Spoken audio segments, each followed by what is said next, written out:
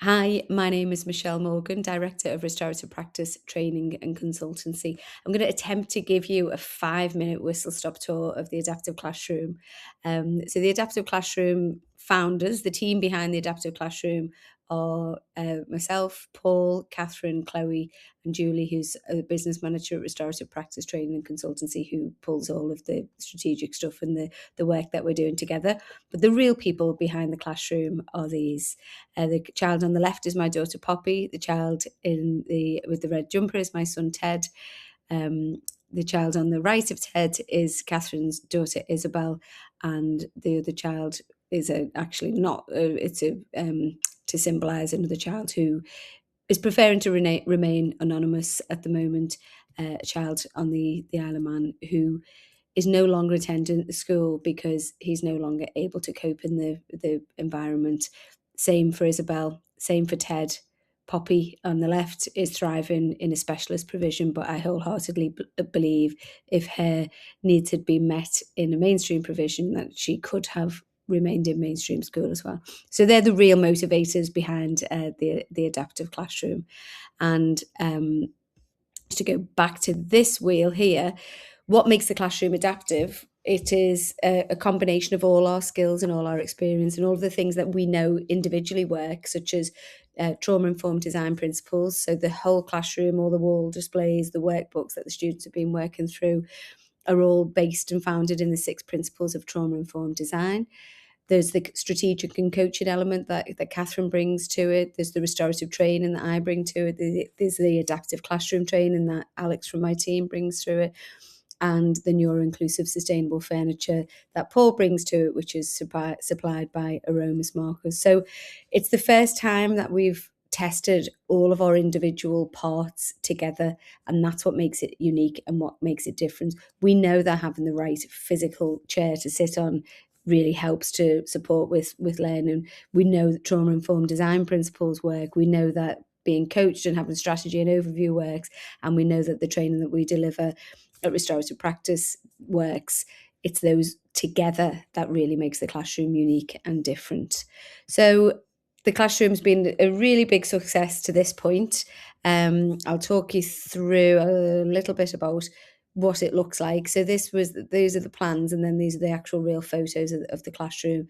So there's different areas. We've got your hub in the middle, which is where there's enough seating space there for all of the children to be in the hub for a kind of gathering. The hub's in a circle.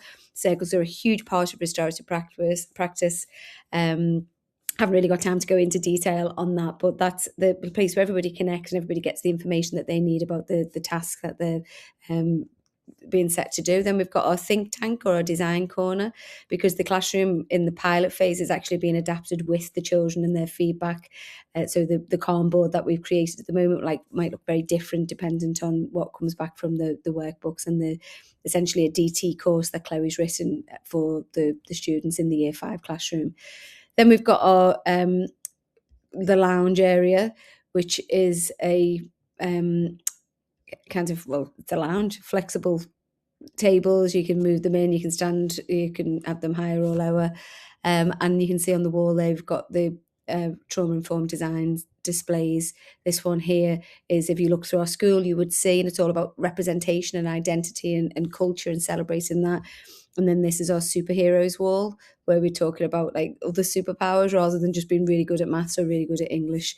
So the superpowers wall is about celebrating the uniqueness and the different strengths that different students bring to the classroom. And the way that the wall displays have been unveiled over the first term is they were all covered up when we installed the classroom. And as they've worked through a workbook, they've had each area of the classroom explained to them and discussed, and each of the displays they've collaborated on.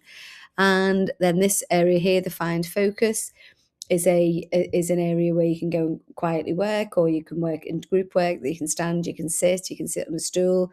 Again, all of these stools can be moved around so that you've got your feet on the floor, or you can have your feet on one of the little bars and you move it depending on how tall or small you are.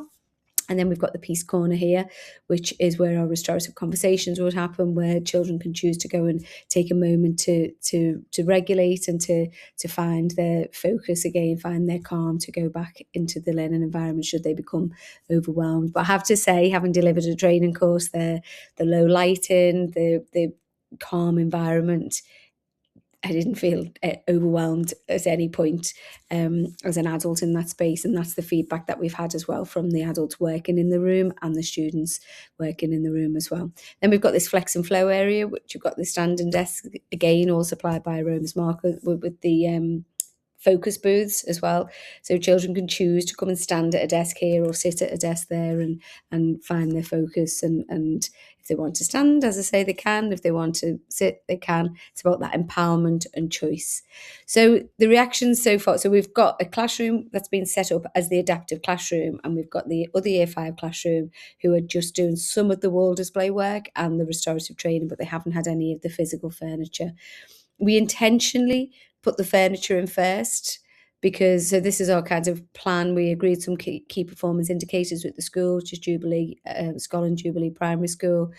We baselined some outcomes because this is a pilot. We want to test the impact with some key performance indicators and have a benchmark for doing that.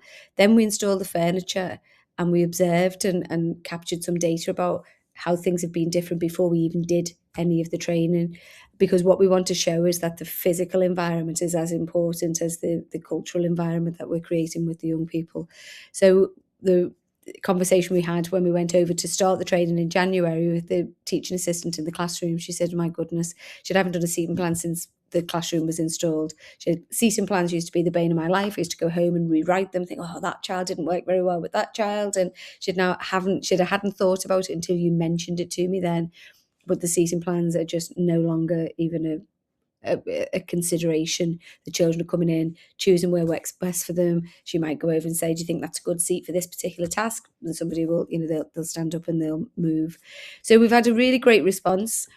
So we went over and delivered a 3-day training course in restorative conference facilitation to 12 staff on the Isle of Man, 2 staff from Jubilee School. And they were really passionate about, as we are, that we need to be doing things differently. We need to be putting relationships at the heart of everything that we do. So they felt that this way of being, doing and working is absolutely essential. And there's a momentum growing of people who are supporting us on the island. We also did a parent session in the classroom, and feedback again was great. We had 12 parents turn up just to see what it was all about, and they thought it was transformative. They loved the idea that parents and staff are collaborating, and it's this team with the child, with the team, and with the staff. Sorry. So the head teacher, Emily at Jubilee, she said that was amazing. That was the first time I've actually ever sat and done group work with the families, where we talked about the social discipline window, and we, really felt like we were part of a team around the child. So that was a really nice experience for everybody. And then, as I've already mentioned, the children are choosing their own seating, the atmosphere is calmer, staff are calmer, fewer disruptions. The room feels like they've been given loads more space back, and children are actually focusing and looking at what's on the walls and what's on the boards. Because what we're wanting to prove by removing the displays that were up there is that working walls are used by those children who don't need them and are a visual distraction for those who do. So by removing the working wall from, the needed for the child needing to look away from their working area over to there with the opportunity to lose focus and forget what they're doing, we've moved them into smaller packs where they have them right in front of them, and they could clip them into their focused area if that's what they want to do, using one of those focus booths. So that's one of the things that we're aiming to prove, is that those working walls, by taking them down, we're giving children a choice, saying, what do you need? Do you need a word mat? Do you need a times table grid? What is it that you need for this task? And letting them choose it themselves and have it in front of them. So that's a little bit about where we're at. The training that we are delivering is restorative and relational, and it is about being in this with box where we have high expectations and high nurture. So the adult create an authoritative classroom where the innovative culture can happen, where people are free and encouraged actually to make mistakes, which links into relaxed brain states. Because what we are really missing in the UK is this understanding that actually children do well if they can. And the whole white paper that's just come out actually has completely missed the point of sometimes it's schools that's the problem, the overwhelm of the school. And we believe that if we design for difference and build for belonging, we can actually create an environment where all children can thrive, then achieve, which is the order that we think that should be in as well. So all too often we have authoritarian cultures, my way or the highway, you haven't got a pen, get to isolation. We need to be thinking in this with box where we're supporting children to be the best that they can be without fear, without creating anxious brain states, so that children can learn. Because all of our children who are no longer in the system are no longer in the system because the classroom wasn't just too overwhelming visually, but it was the culture that was in that classroom, that conform or rebel culture that the most beautifully behaved children found extremely stressful.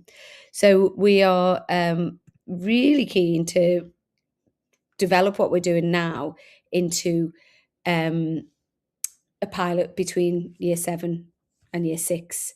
So what we think would be a really great plan is to have exactly the same classroom in year 6 classes as you do in year 7, and to start to kind of work more closely with year 7 with secondary schools. The beauty of being on the Isle of Man is there's 32 schools on the island. It's very, very well, it's very easy for all of them to connect with each other. And we have 8 schools who are interested now in working with us further.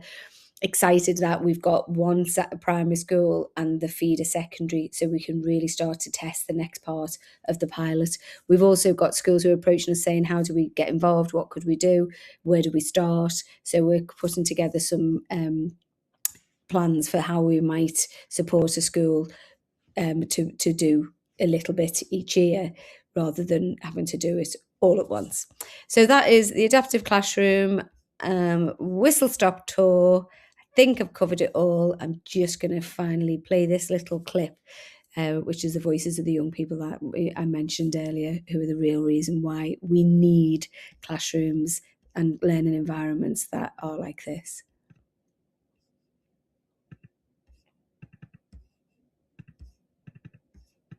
Oh, no, I'm not, because it's not going to play. There's another link that you can click on to watch the videos. Thanks for watching. Bye.